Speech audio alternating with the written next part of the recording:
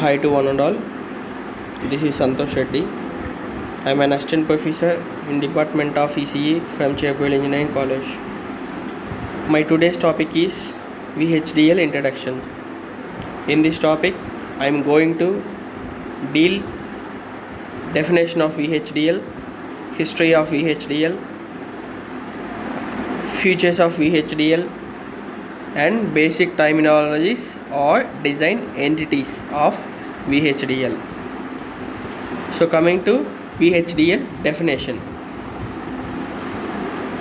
VHDL is an acronym for the Very High Speed Integrated Circuit Hardware Description Language.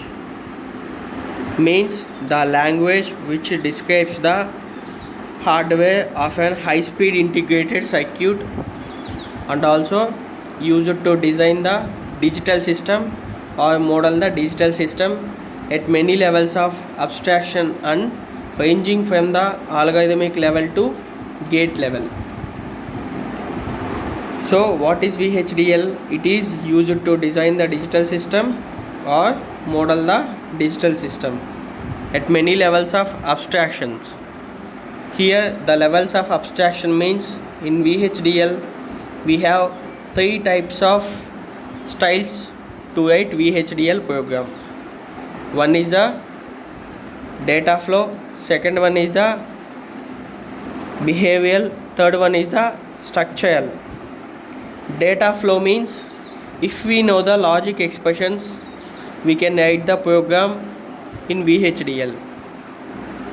And behavioral means it explains the behavior of the circuit and the internal connections of the circuit. A step-by-step sequential statements are explained in the behavioral style. And coming to structural style means we should know about the circuit diagram.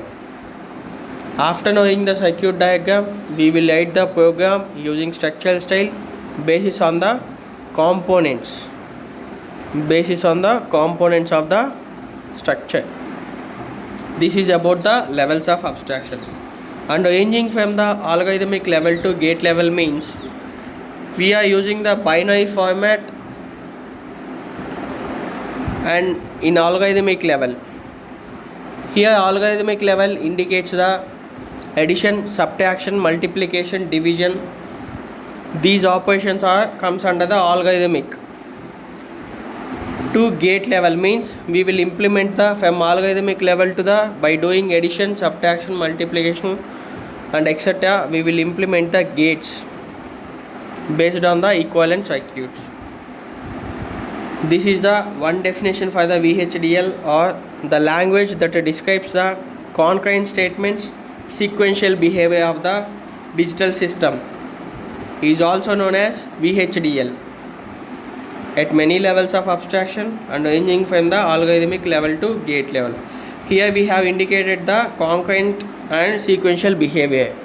Means concurrent statements are nothing but the combinational circuits. We will use mainly combinational circuits in the concurrent statements.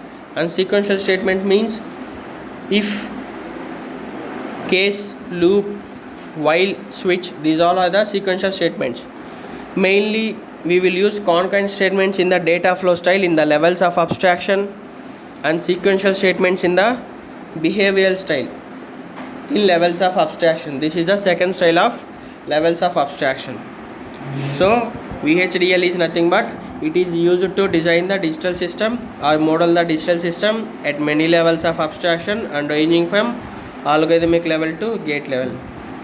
And also another definition is the language that describes the concurrent and sequential behavior of a digital system at many levels of abstraction and ranging from the algorithmic level to gate level. This is the definition for the VHDL. Coming to levels of abstraction. As we discussed before, what are the levels of abstraction means there are three types of styles which we will write the program in VHDL. These styles are useful to write the program in VHDL. First one is the data flow. Means by using the logical expressions we will directly write the program. And here concurrent statements, by using the concurrent statements also we will write the program in data flow style. Those concurrent statements are conditional signal assignment, simple signal assignment, selected signal assignment. And behavioral style means we will use majorly sequential statements in the behavioral style.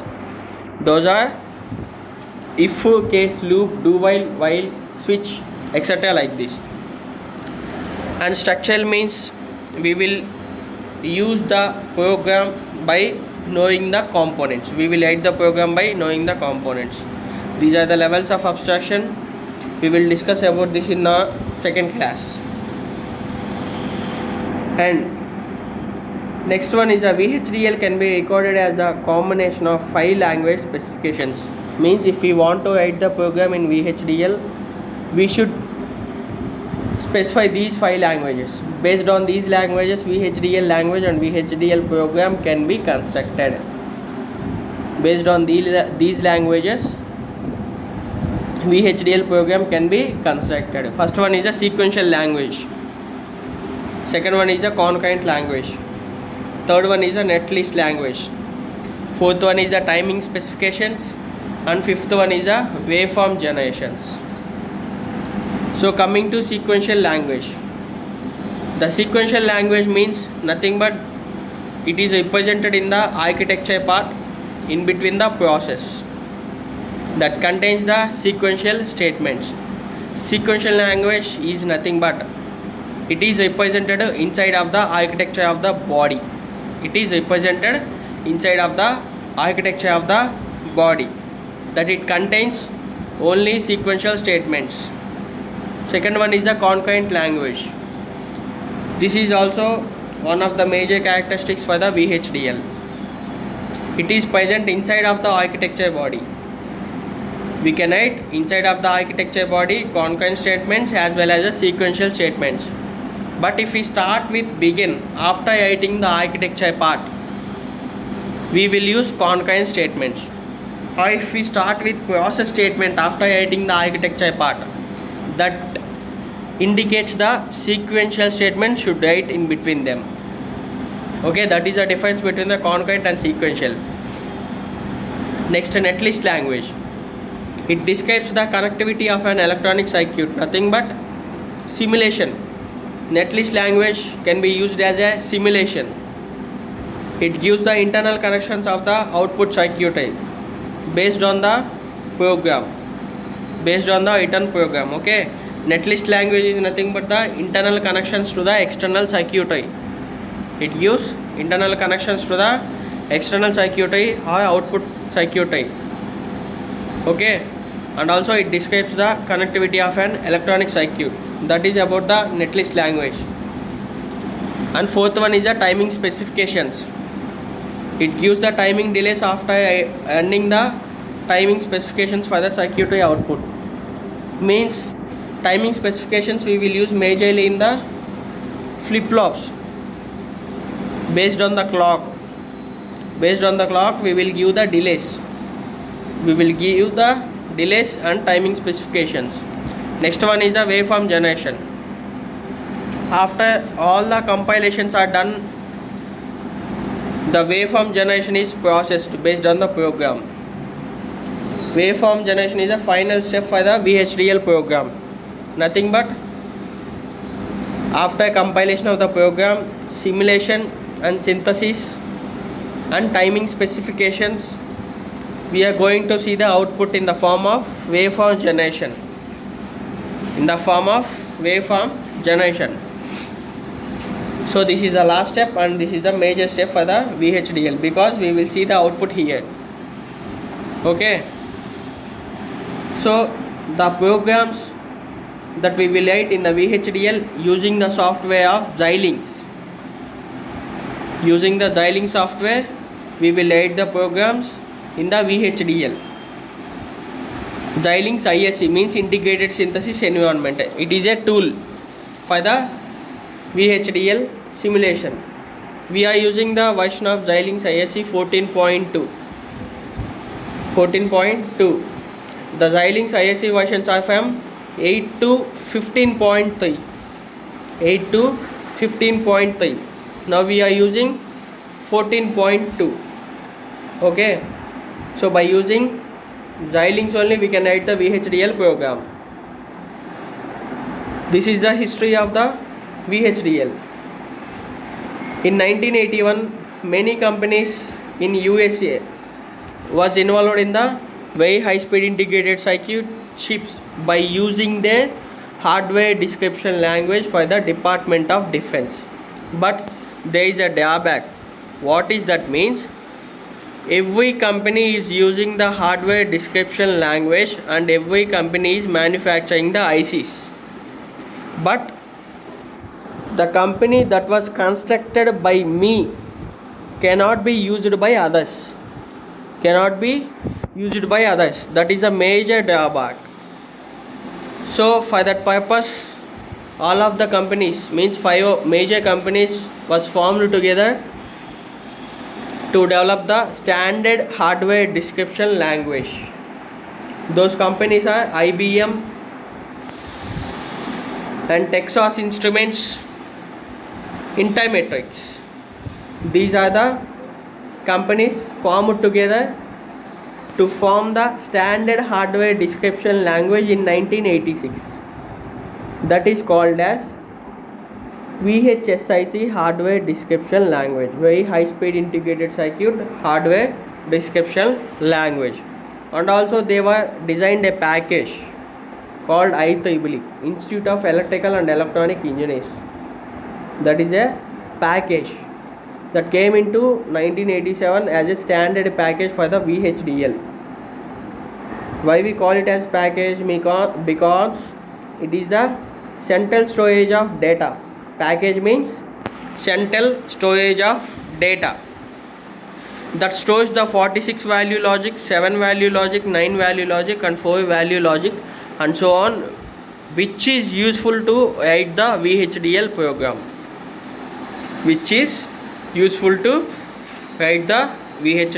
program.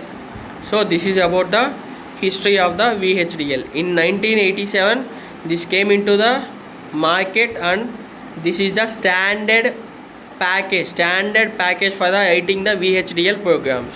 Okay, these were developed by the IBM, Intermetrics and Texas Instruments. By using the VHDL, means standard VHSIC hardware description language, we are able to use the ICs.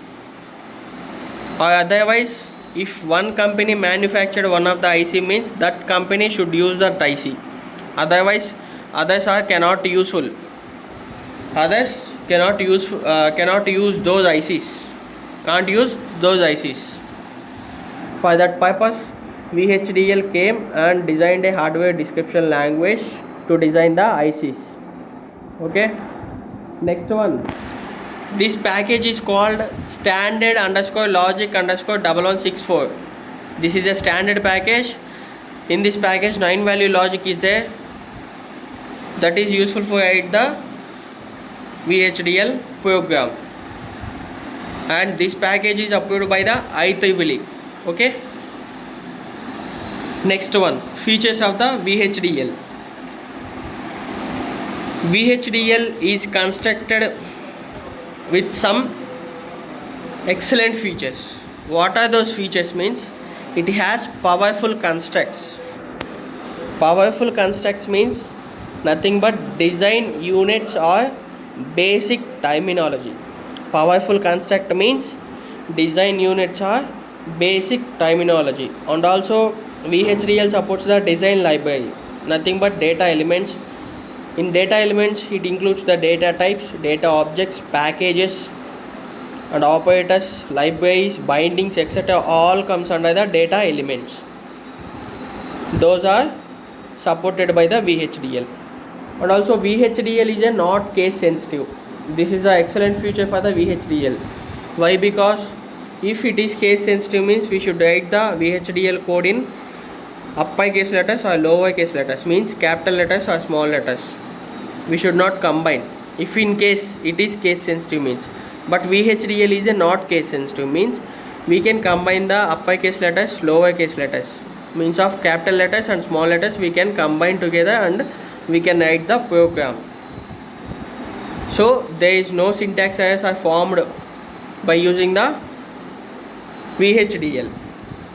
For example, I have shown here capital letters and small letters both are combined together to aid the program, and also it supports the asynchronous and synchronous sequential circuits. Synchronous asynchronous sequential circuit means one of the output depends upon the clock, and for synchronous the output depends upon the changes of the inputs.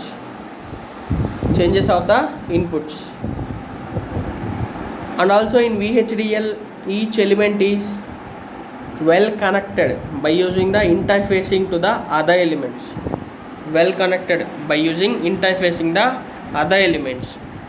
And the simulation is very useful in the VHDL. So these are the features of the VHDL. Coming to design units or basic terminology. The design system what we are using may be simple or may be complex, because we can't say what the design system is. We can use 2:1 multiplexer that consists of 2 logic gates. We can use 16:2 multiplexer that consists of 16 logic gates. Means it is simple or complex, we can't say. For that purpose, the design units are introduced in the VHDL.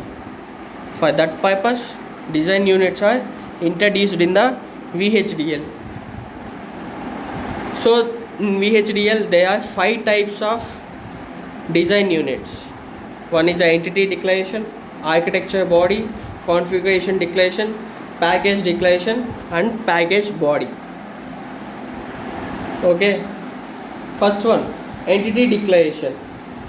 It is the most important in the VHDL program. By using this,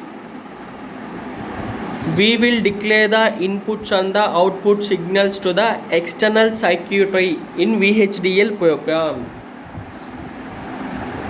An entity is declared by using the entity declaration. In entity part, we will write the inputs and the outputs. We will declare the inputs and the outputs in the entity part. Means if we have taken one of the IC, means for that IC ports will be there. Port 0, port 1, port 2, port 3, like that ports will be there. For that ports, we are giving the inputs and the outputs based on the entity part, inside of entity part. For that purpose, entity is one of the most important program structure for the VHDL. So it is used to declare the inputs and the output signals to the external circuitry. It is used to model the entity declaration. If we are writing one of the entity, means we should take one of the architecture body. For one entity, it should be many architectures. But if we are writing the entity, means architecture is necessary. Why? Because in architecture part, we will give the logic function to the entity port part. Means what we have declared in the entity port part, inputs and outputs that are represented in the architecture body, that are mapped in the architecture body. For that purpose, entity and architectures both are important. Actually these are called as a program structures. For the VHDL. In entity, we will specify the direction of the modes, signals, interfacing of ports, and mode of signal types, etc. we can specify. The syntax of the entity is entity of entity underscore name is. Entity name means we can take any name. If we are using AND gate, means we can take entity of AND gate is. After that, port part, port of signal name. Signal name means we will indicate the variables here, means what the signals we are giving, inputs or outputs. If I have been represented A, B in the signal name, What is the mode of signal type? Means it is input or output. That I will represent here. After that, end entity. After writing the inputs and the outputs in the port part, end entity name. End entity name means end AND gate. If we have taken an AND gate as an example, entity of AND gate is port A comma B inputs. Input standard logic and C is the output standard logic. After that I will end the entity name. This is the syntax for the entity. Modes of the entity declaration. If we are writing the program in the entity means there are 5 types of modes are there. Input mode, output mode, in-out mode, buffer mode, linkage mode. The above shown are the modes of the entity declaration. So, input port. What is the input?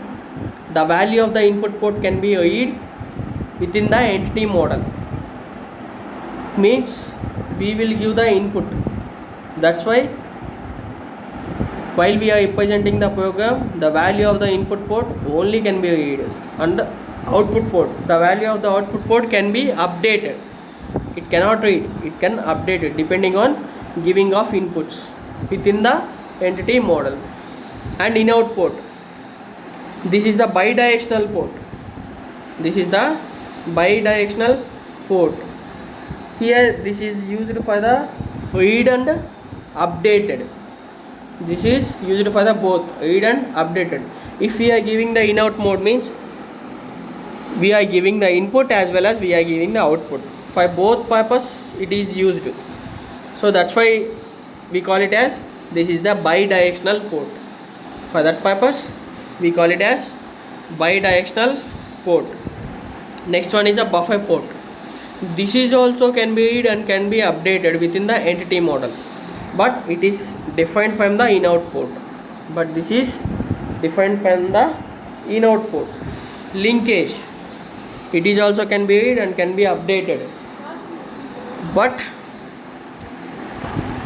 we won't use the linkage in the entity part. Why? Because this is not a standard port.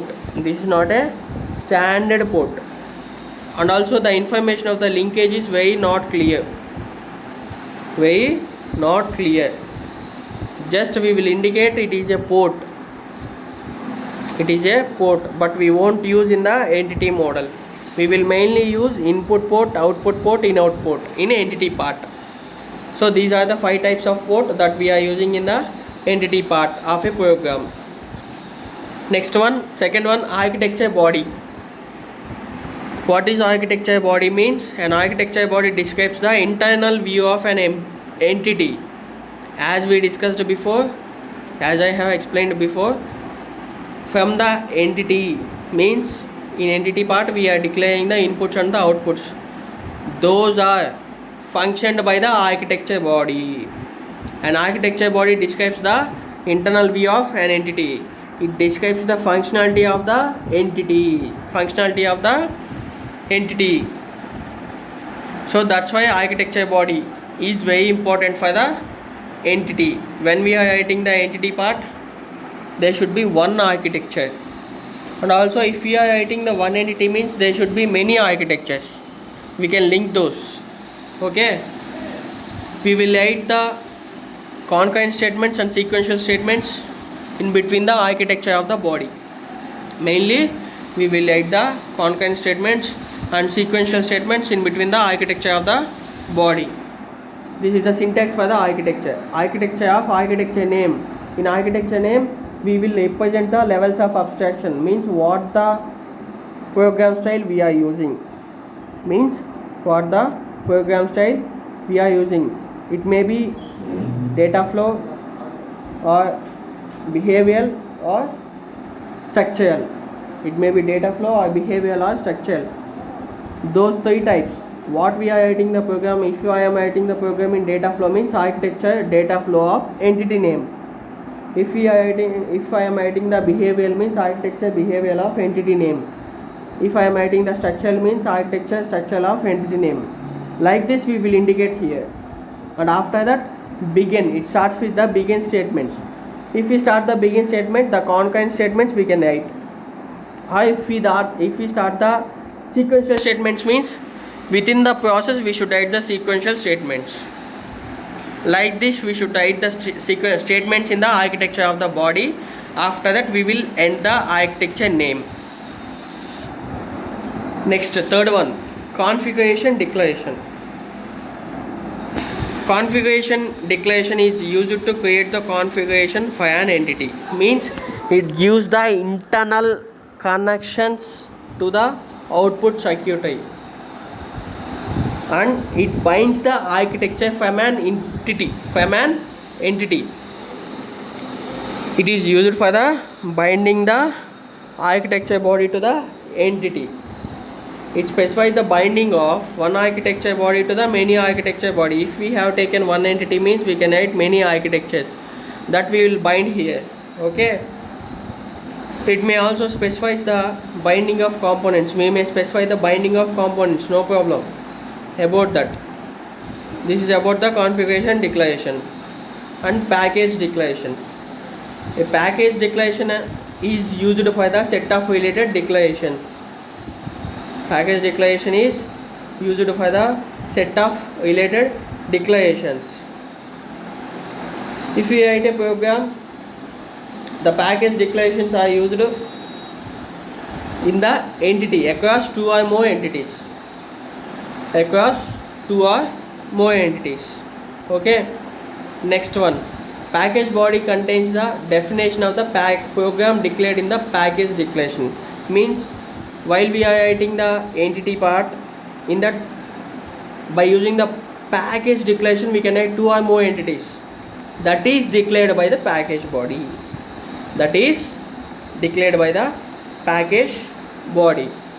Okay. So this is about the VHDL introduction. Means we have discussed about the definition, history, features and design entities. Nothing but terminology, basic terminologies. Okay.